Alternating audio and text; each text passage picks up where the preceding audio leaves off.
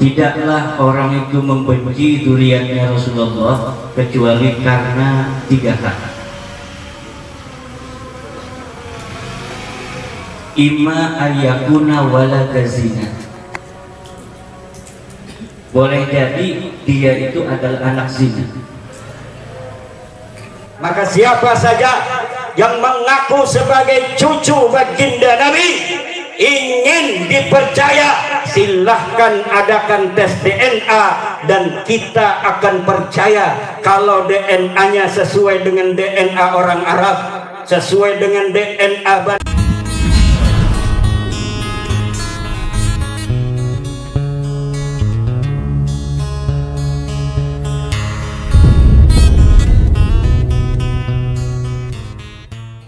Tidaklah orang itu membenci dzurriyyatnya Rasulullah kecuali karena 3 hal. Imma ayyakuna walada zina. Boleh jadi dia itu adalah anak zina. Yang kedua, imma ayyakuna munafiqan. Bisa jadi dia adalah seorang yang munafik. Siapa munafik? Orang yang pura-pura Islam, pura-pura iman kepada Allah, tapi hatinya sebenarnya tidak beriman kepada Allah. Dia bersama orang-orang mukmin hanya untuk mengelabui orang-orang mukmin. Wa imma ayyakuna abu jama'u mahu fi ghairi kufri. Atau ayahnya ketika berhubungan dengan ibunya dalam keadaan tidak suci, ibunya dalam keadaan kemudian dari hubungan itu jadi dia. Kalau orang tidak termasuk 3 di antara itu, insya Allah kepada dzurriyyatnya Rasulullah Muhammad SAW tidak akan ada rasa hikid, tidak akan ada rasa benci. Walaupun umpama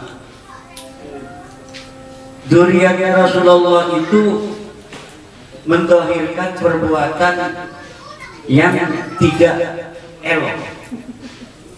Di dalam kitab Qami'ut Tughyan, Imam Syekh Nawawi rahimahullah menukil sebuah kisah dari gurunya. Gurunya itu di Mekah melihat syurafa, para keturunan Rasulullah berbuat sesuatu yang kurang elok. Kemudian waqa'a fi qalbihi syai'un, di hatinya ada sesuatu. Ini dzurriyyatnya Rasulullah kok begini amat kelakuan.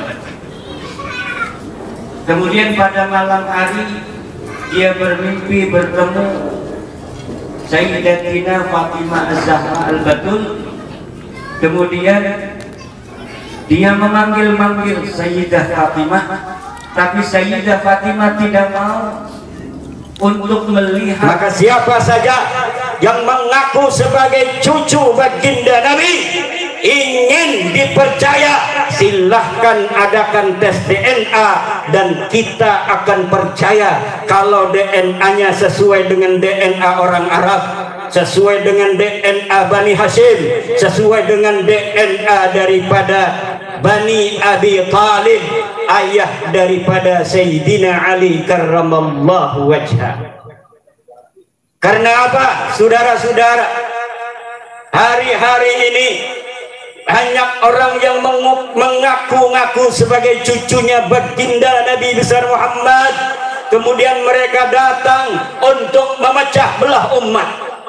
Ini sudah sampai kepada titik yang sangat mengkhawatirkan.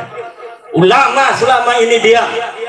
Kenapa? Karena selama ini belum ada indikasi umat Islam terbelah.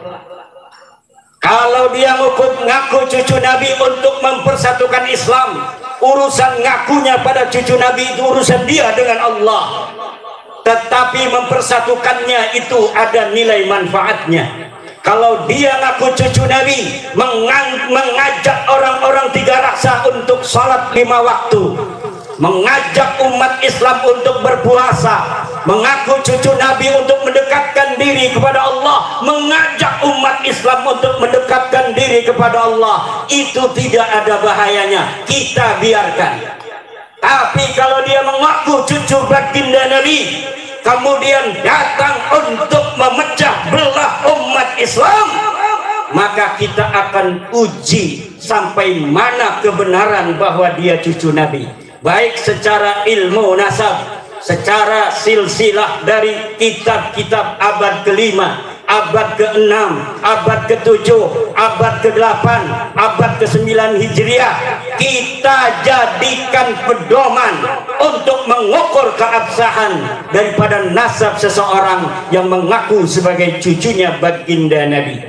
Kalau secara silsilah dari kitab-kitab yang terpercaya, dia terkonfirmasi sebagai cucu baginda Nabi, baru kita percaya dia sebagai cucu baginda Nabi. Apalagi kalau berani tes DNA seperti keturunan daripada Syekh Abdul Qadir Al-Jilani. Tapi kalau orang yang sudah tidak terkonfirmasi sebagai cucunya baginda Nabi, kemudian datang ke umat Islam untuk memecah belah umat Islam, dia mengaku-ngaku cucu Nabi di hadapan publik, ini punya konsekuensi besar terhadap agama Nabi besar Muhammad sallallahu alaihi wasallam. Apalagi dia menjadikan umat Nabi Muhammad dijadikan sebagai budak, bukan diangkat derajatnya, tapi dijadikan sebagai budak-budak manusia, diajak demo yang tidak ada manfaatnya, bukan demi agama, bukan demi Rasulullah, bukan demi apapun yang bermanfaat bagi yang diajak, tetapi hanya demi namanya semata. Maka ini memanfaatkan umat Islam untuk kepentingan pribadi. Para ulama tidak boleh diam lagi. Para ulama harus menyelamatkan umat Muhammad sallallahu alaihi wasallam yang telah diperdekakan oleh Muhammad sallallahu alaihi wasallam. Ulama sebagai pewaris memiliki tanggung jawab untuk menjaga umat Islam ini dari perbudakan manusia.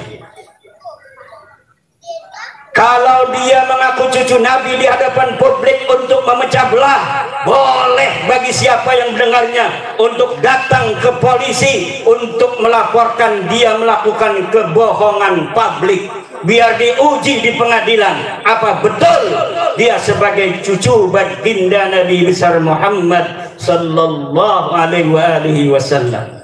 Tapi kalau dia hanya mengaku cucu Nabi, mengajak orang untuk sholat, mengajak orang untuk puasa, mengajak orang untuk bersatu, mengajak orang untuk memuliakan ulama, maka kita biarkan. Tapi kalau indikasinya sudah mau memecah umat Islam, apalagi memecah belah antar suku, memecah belah bangsa Indonesia yang dari Sabang sampai Merauke sudah 70 tahun merdeka, di dalam suka dan duka kita bisa membawa Indonesia sampai hari ini. Tidak ada perang saudara, kalaupun ada kecil sekali frekuensinya.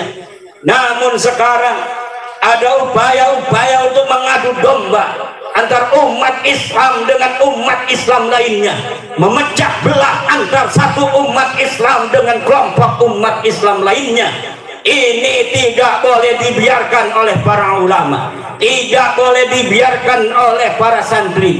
Para ulama harus ngomong, para ulama harus bersuara untuk menjaga iman, menjaga persatuan umat Islam Indonesia yang kita cintai, yang bagi seluruh para santri Nahdlatul Ulama mempunyai tanggung jawab besar untuk menjaganya, seperti apa yang diamanahkan oleh Mbah Hasyim Asy'ari.